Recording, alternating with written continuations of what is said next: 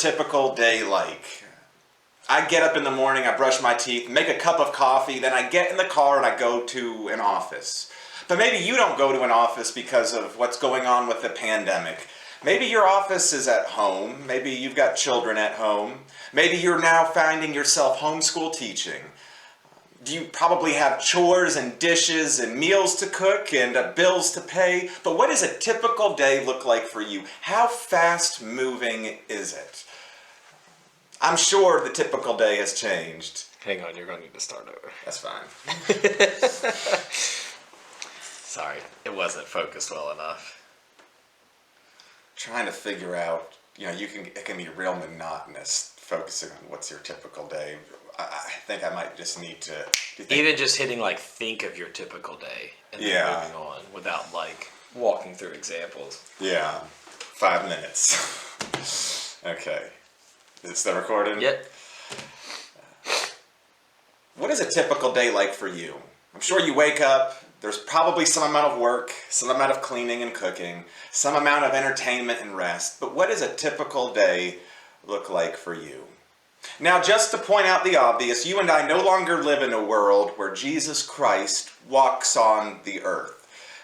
2,000 years ago, for about 30 years, Jesus lived in communities and he walked and he touched and he talked with people. And our typical day is a day that doesn't have that reality, does it? We don't have Jesus walking in from town to town. But as Christians, we kind of believe something a little bit like that. In fact, as Christians, we believe that even though Jesus Christ's body might not physically be here, we live in a God-soaked world. That's something that Christians believe and they hold on to.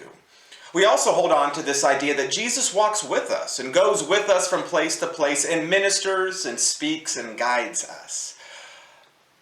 Do you encounter God in your typical day? Where does he fit in to your busyness, your bill paying, and your chores? Sometimes as a pastor I get asked the question, why God doesn't speak, or why specifically somebody will ask why God doesn't speak to them. And very often what I'll do is I'll ask them the question, well, are you listening?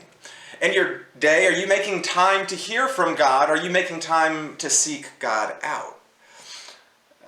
As a quick example, thinking about our days, if you pull your cell phone out, if you have a smartphone, you can go over a slide or two and find out how many hours you are spending on your phone. Take some time right now and look at that. See how many hours a day you are spending looking at social media, doing research, doing Gmail, and sometimes you have to be on your phone. But if you're like me, when you look at how much time and energy and effort you are spending on your phone, that number can be alarming. You might think we're only spending an hour on our phone, and come to find out we're spending 3 hours, 4 hours, 5 hours looking at our devices. What does that tell you about what you are focused on and what you are listening for? Are you listening in social media, or are you listening in prayer time? Where are you looking for God in the day-to-day?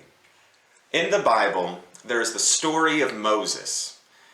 And in part of his journey, he is working in the wilderness in a desert area, and he happens to find a burning bush.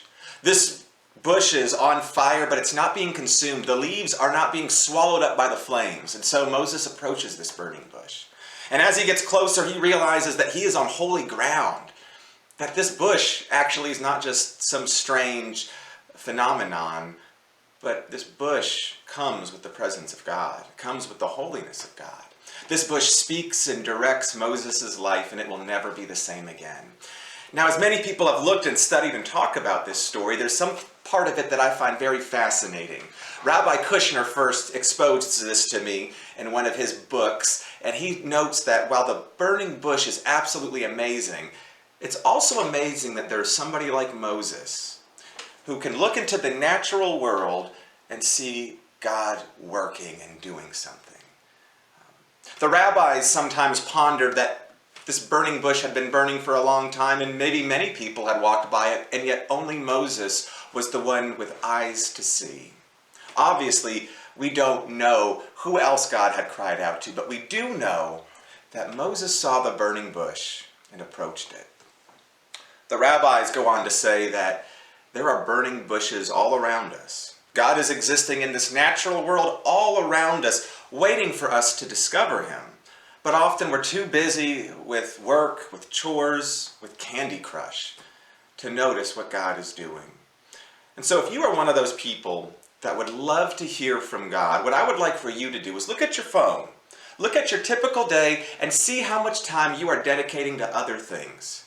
And could you take a portion of that time and could you dedicate that to listening for God by reading scripture, by doing a quiet time, by getting a devotional, or by pouring your heart out to God in prayer? Could you take a portion of the busyness of your day and devote it to looking for burning bushes, looking for God and listening for where he is directing you into this world? That's my challenge to you, and that's my challenge to me this week. Grace and peace.